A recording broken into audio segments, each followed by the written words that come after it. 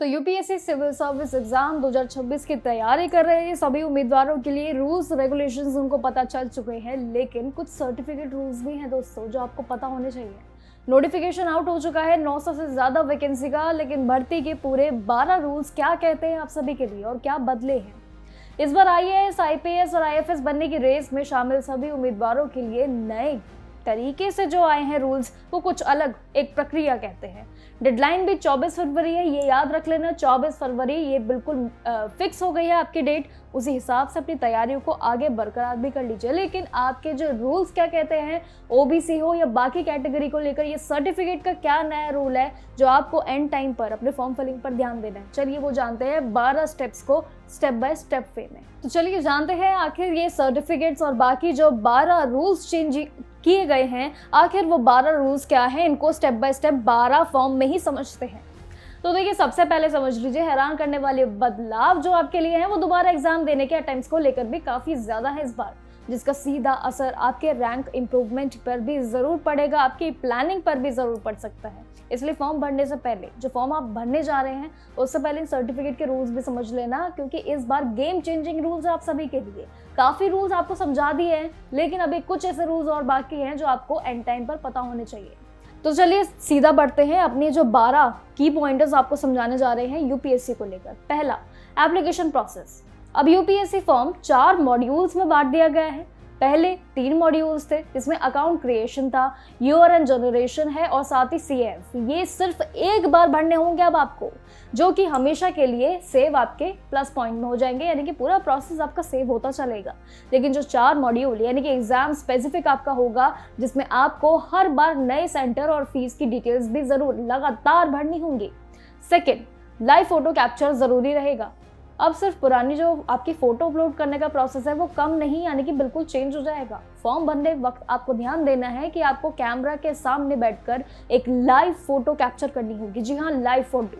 अगर आपकी अपलोड की गई फोटो पहले की हो, पुरानी हो, तो वो नहीं चलेगी। लाइव फोटो मैच होनी जरूरी है, उसके बाद ही आपका फॉर्म एक्सेप्ट किया जाएगा। पुरानी होगी तो रिजेक्ट हो जाएगा। थर्ड होगा आपका आधार बेस्ड वेरिफिकेशन। देखिए, यूपीएससी ने पूरे रिकमेंडेड किया है कि आपकी आईडी प्रूफ के लिए भी आधार कार्ड की यूज बिल्कुल सही होनी चाहिए। हालांकि पेन और वोटर आईडी भी चलेगा, लेकिन आधार से वेरिफिकेशन बहुत जरूरी है। वो फास्ट होना चाहिए। एग्जाम सेंटर पर एंट्री के लिए भी बहुत इंपॉर्टेंट डॉक्यूमेंट है आपके। उसके बाद आता है फोर्थ, यानी कि आपका 3 सिग्नेचर स्कैन कॉपी। तो देखिए, इसमें भी सिग्नेचर के रूल्स में काफी बड़े बदलाव किए हैं। अब आपको एक प्लेन पेपर पर खाली स्याही कह लीजिए, यानी कि ब्लैक इंक से 3 बार साइन करने होंगे। जी हाँ, 3 बार, और उन सभी शीट में स्कैन करके अपलोड करने होंगे। उसके बाद ये आपकी जो सिक्योरिटी होगी वो सही पहचान में होंगे, और उसी के बाद प्रक्रिया आगे होंगी। फिर आता है 5वां, फॉर्म करेक्शन पर रोक। देखिए, इस बार आपने अपने फाइनल सबमिट पर ध्यान दिया होगा कि बटन जो है आपके अलग अलग है। इस बार सुधार करने का, करेक्शन यानी कह लीजिए, वो भी अब इस बार नया है। आप अपना नोटिफिकेशन कह लीजिए, अपना एप्लीकेशन वो वापस विड्रॉ के साथ भी कर सकते हैं, और इसलिए फॉर्म भरते वक्त डबल चेक करना आपके लिए एक बहुत अनिवार्य ऑप्शन है। उसके बाद आते हैं अगला, यानी कि यूआरएन अपडेट। देखिए, आपका यूनिवर्सल रजिस्ट्रेशन नंबर यानी कि यूआरएन एक परमानेंट प्रोफाइल है। इस प्रोफाइल को आप पूरी तरीके से लाइफ चेंजिंग मान लीजिए, क्योंकि सिर्फ एक बार ही ये इस बार अपडेट किया जाएगा और एक ही बार आप एडिट कर सकते हैं। और याद रहे कि अपडेट करने के बाद जो बदली हुई डिटेल्स होंगी वो सिर्फ फ्यूचर एग्जाम्स पर ही अप्लाई होंगी आपकी, यानी कि अब टोटली प्रोसेस बदल चुका है। उसके बाद आता है आपका ऑनलाइन एडमिट कार्ड ओनली। देखिए, अब यूपीएससी कोई भी फिजिकल एडमिट कार्ड पोस्ट या फिर ईमेल से नहीं भेजा जाएगा। आपको यूपीएससी की वेबसाइट पर लॉगिन करके अपना ई एडमिट कार्ड खुद डाउनलोड करना होगा और प्रक्रिया के हिसाब से खुद ही आगे बढ़ना होगा। उसका प्रिंट आउट लेकर ही एग्जाम पर जाइएगा। वो मेन डॉक्यूमेंट भी रहेगा आपके लिए। डॉक्यूमेंट्स के जो कलेक्शंस है उसमें ऐड कर लेना। उसके बाद फेस ऑथेंटिफिकेशन सेंटर, यानी कि जो एआई का इस बार यूज किया जा रहा है, उसको लेकर भी एंट्री पर काफी ज्यादा कार्रवाई कर दी गई है। फेस ऑथेंटिफिकेशन का यूज किया जाएगा, एआई का यूज किया जाएगा, जिस वजह से आप पर पूरी निगरानी रखी जाएगी। डॉक्यूमेंट्स का मिलाना ये जरूरी रहेगा। पूरे प्रोसेस में थोड़ा सा वक्त जरूर लग सकता है आपको, इसलिए सेंटर पर रिपोर्टिंग टाइम से पहले ही सारे डॉक्यूमेंटेशन पर वर्क कर लेना। आईएएस, आईपीएस के लिए भी जो है नो री एग्जाम, ये भी एक नया रूल है। ये अब अगला स्टेप जान लेते हैं। देखिए, देखा जाए तो कैंडिडेट्स आईएएस और आईपीएस बनने के लिए जो है वो दोबारा यूपीएससी सीएस एग्जाम में नहीं बैठ सकते, ऐसा रूल अब आ चुका है।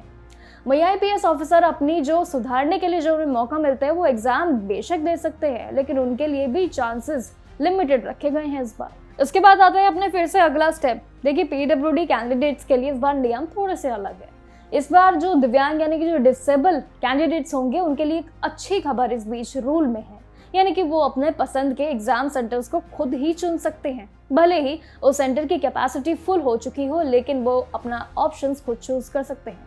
नॉर्मल कैंडिडेट्स के लिए फर्स्ट अप्लाई फर्स्ट गेट एक ये ऑप्शन है, वही रूल अब सभी के लिए रहेगा।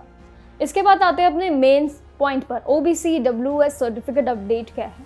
देखिए OBC यानी कि NCL का कैंडिडेट्स को पिछले 3 सालों की इनकम का बेस पर ही सर्टिफिकेट जमा करना होगा, जो कि 1 अप्रैल 2025 के बाद का ही हो, उससे पहले का नहीं चलेगा।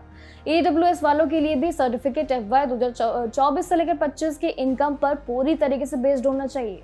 1 अप्रैल 2025 के बाद ही बना होना चाहिए, उससे पहले के रिजेक्ट हो जाएंगे। लेकिन खास जो अनिवार्य लॉगिन आपके लिए ऑप्शन है वो अब अगला स्टेप है।